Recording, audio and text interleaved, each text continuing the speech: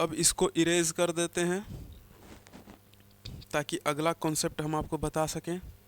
अब देखिए अगला कॉन्सेप्ट जानिए मेरे भाई। अब सबसे पहले हम समय सबसे पहले मेरे भाई समय, दूरी और चाल में संबंध जान लेते हैं कि इन तीनों में एक्चुअल में रिलेशन क्या होता है। तो पहला संबंध है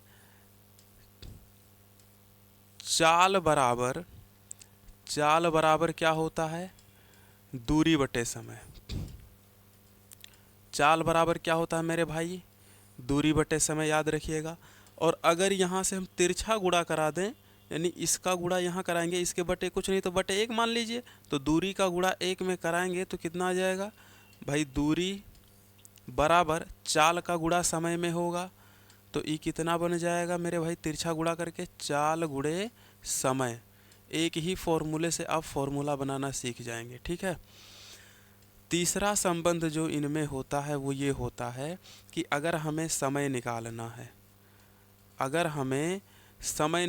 है तो समय बराबर क्या हो जाएगा, दूरी बटे चाल। समय बराबर क्या हो जाएगा, दूरी बटे चाल। ये तीन रिलेशन होते हैं और इन्हीं तीन फॉर्मूलों के बेस पे सवाल बनते हैं, ठीक है।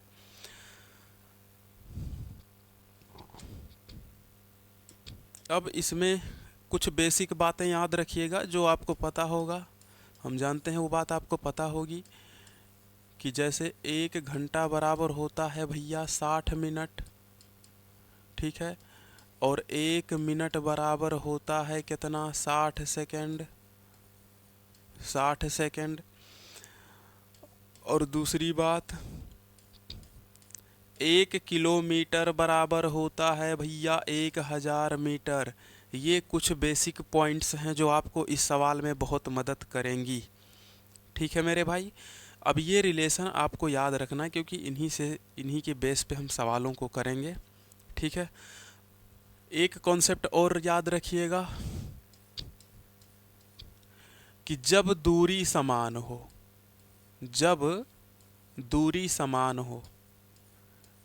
सवाल में आ जाएगा कि दूरी समान है, तब आप क्या करेंगे भैया, जब दूरी समान हो मतलब कहेगा कि जितना दूर गया है उतना दूर आया है। जैसे आप अपने घर से स्कूल जाते हैं और अपने स्कूल से फिर वापस अपने घर आते हैं, इसका मतलब है कि आप जितनी दूरी गए उतना ही दूरी वापस आ गए, मतलब दूरी समान है।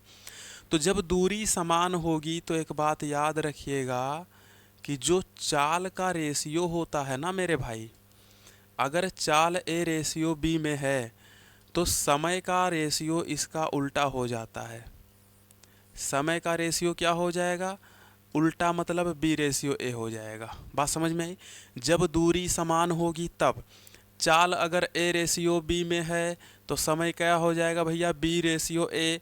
एग्जाम्पल अगर बताएं आपको इसका, अगर इसका एग्जाम्पल लिखें तो जैसे मान लीजिए कि अगर अगर चाल 5:7 के अनुपात में है तो समय का अनुपात कितना हो जाएगा, समय का अनुपात कितना हो जाएगा भैया, 7:5, यानी कि जस्ट उल्टा हो जाएगा। मेरे भाई बताइएगा समझ में आया कि नहीं।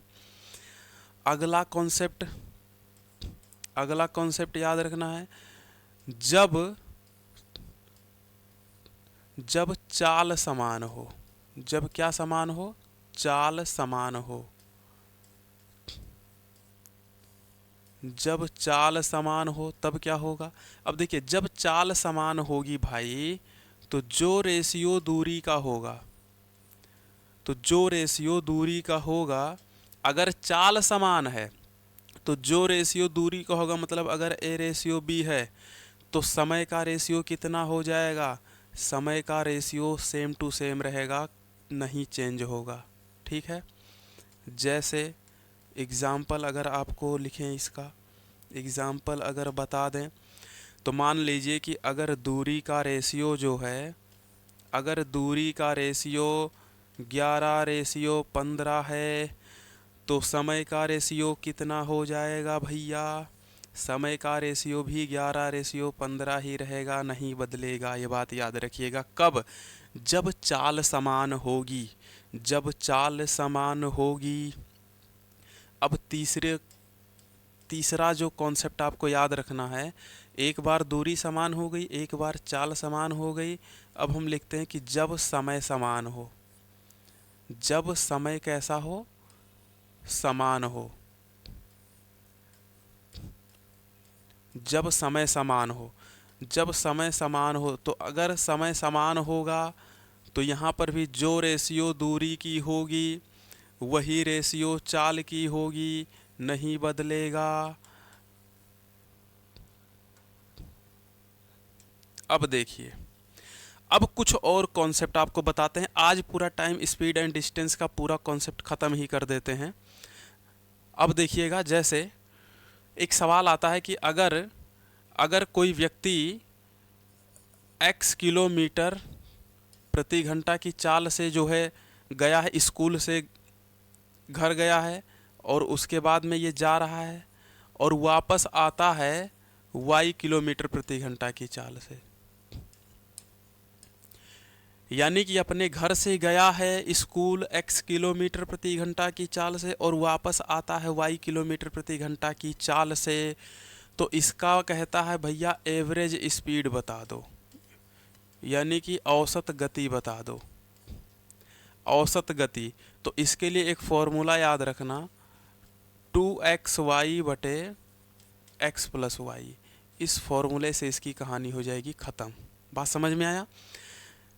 x किलोमीटर प्रति घंटा की चाल से मान लीजिए कोई व्यक्ति अपने घर से स्कूल गया और स्कूल से फिर वो घर आया y किलोमीटर प्रति घंटा की चाल से, तो इसकी average speed 2xy upon x plus Y हो जाएगा। जब कोई रेलगाड़ी, ये मान लीजिए कोई रेलगाड़ी है, ये कोई ट्रेन है भाई, ये इस दिशा में जा रही है x किलोमीटर प्रति घंटा के स्पीड से, x किलोमीटर प्रति घंटा के स्पीड से, और इधर से कोई रेलगाड़ी है जो आ रही है y किलोमीटर प्रति घंटा की चाल से। दोनों रेलगाड़ियों की डायरेक्शन कैसी है भाई? डायरेक्शन अलग अलग है ना। ये वाली रेलगाड़ी इधर जा रही है और ये वाली रेलगाड़ी इधर है, यानी कि ये दोनों एक दूसरे की ओर आ रही हैं, मतलब ये विपरीत दिशा है। कौन सी दिशा है? विपरीत दिशा, यानी अपोजिट डायरेक्शन में दोनों ट्रेनें चल रही हैं। ठीक है। रिलेटिव स्पीड होती है ना, इसकी जो रिलेटिव स्पीड होती है, रिलेटिव स्पीड यानी कि सापेक्ष चाल। सापेक्ष चाल क्या होगा? जुड़ जाएगा, दोनों चालें जुड़ जाएंगी, यानी कि x प्लस वाई किलोमीटर प्रति घंटा। ये बात याद रखना, दोनों चालें क्या होती हैं? दोनों चालें जुड़ जाती हैं मेरे भाई। ठीक है। अब यही एक कॉन्सेप्ट होता है कि जब एक रेलगाड़ी है, एक होती है सेम डायरेक्शन, ये वाली रेलगाड़ी भी इसी डायरेक्शन में चल रही है x की स्पीड से, मतलब x किलोमीटर प्रति घंटा के स्पीड से, और एक दूसरी रेलगाड़ी है वो भी इसी डायरेक्शन में जा रही है। ये दूसरी रेलगाड़ी है ना, और ये भी इसी डायरेक्शन में जा रही है y किलोमीटर प्रति घंटा के स्पीड से। तो इनका जो सापेक्ष चाल होगा इस कंडीशन में, अब यहाँ पे देखिए, अब यहाँ पे क्या है, ये वाली रेलगाड़ी भी इसी दिशा में जा रही है और ये वाली रेलगाड़ी भी इसी दिशा में जा रही, तो यहाँ पे क्या हुआ? समान दिशा। यहाँ पे क्या है? समान दिशा है, यानी एक ही दिशा में दोनों रेलगाड़ियाँ जा रही हैं। तो जब भी सेम डायरेक्शन का पूछेगा तो इसका सापेक्ष चाल जो होगा, तो इसका सापेक्ष चाल जो होगा ना वो घट जाएगा। सापेक्ष चाल मतलब रिलेटिव स्पीड, रिलेटिव स्पीड जो होगा वो घट जाएगा, यानी कि x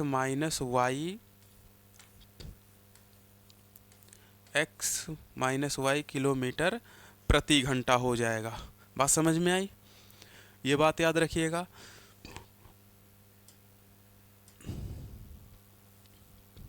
अब एक और कॉन्सेप्ट बताते हैं कि जब कोई रेलगाड़ी, मान लीजिए ये रेलगाड़ी है, एक ज़बरदस्त कॉन्सेप्ट है ये। जब कोई रेलगाड़ी, ये रेलगाड़ी हमने बना दिया, आज बहुत रेलगाड़ी चलाए। ये कोई रेलगाड़ी है, माने ट्रेन है, ठीक है मेरे भाई। जब कोई रेलगाड़ी किसी खंभे को पार करती है, ये कोई खंभा है, कोई पोल है। जब कोई रेलगाड़ी किसी खंभा को पार करेगी या फिर किसी पेड़ को पार करे, ठीक है, या किसी व्यक्ति को पार करे, या किसी व्यक्ति को क्या करेगी ये रेलगाड़ी, पार करेगी।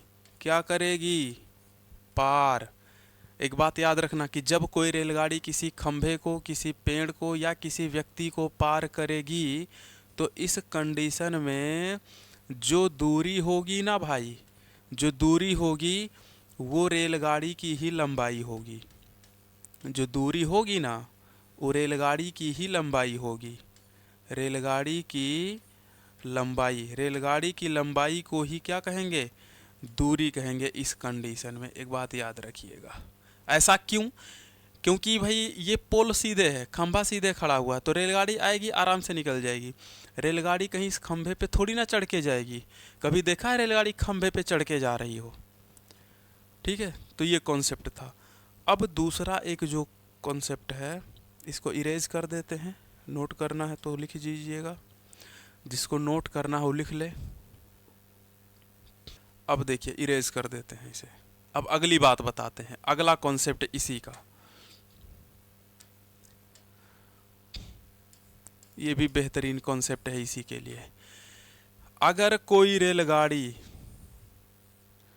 अगर कोई रेलगाड़ी, रेलगाड़ियाँ चलावेला बलमुआ, ठीक है। अब बलमुआ जी मैथ पढ़ लीजिए।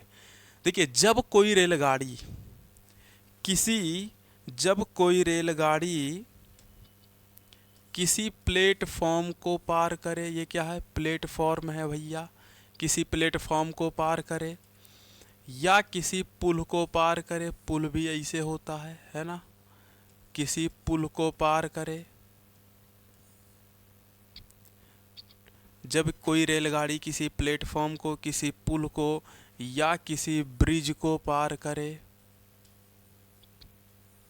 ब्रिज, ब्रिजो ऐसे होता है, छाप देते हैं।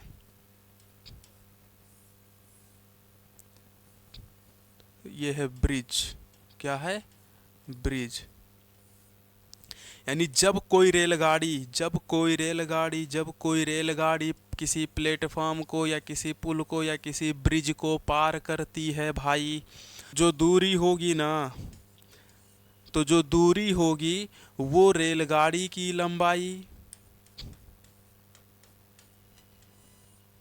रेलगाड़ी की लंबाई प्लस, अगर प्लेटफॉर्म होगा तो प्लेटफॉर्म की लंबाई, पुल पार करेगी तो पुल की लंबाई जोड़ दीजिएगा, ब्रिज पार करेगी तो ब्रिज की लंबाई। यानी हम यहाँ लिख देते हैं कि प्लेटफॉर्म की लंबाई, प्लेटफॉर्म की लंबाई। बात समझ में आया, यानी कि दूरी जुड़ जाती है। जब दूरी निकालेंगे तो ट्रेन की लंबाई और प्लेटफॉर्म की लंबाई जुड़ जाएगी। ये कॉन्सेप्ट था, ठीक है। अब टाइम, स्पीड एंड डिस्टेंस के लगभग सभी कॉन्सेप्ट हमने आपको बता दिए। अब हम लोग चलते हैं सवाल के प्रैक्टिस पे, सवालों के प्रैक्टिस पे चलते हैं भाई। पहला सवाल है,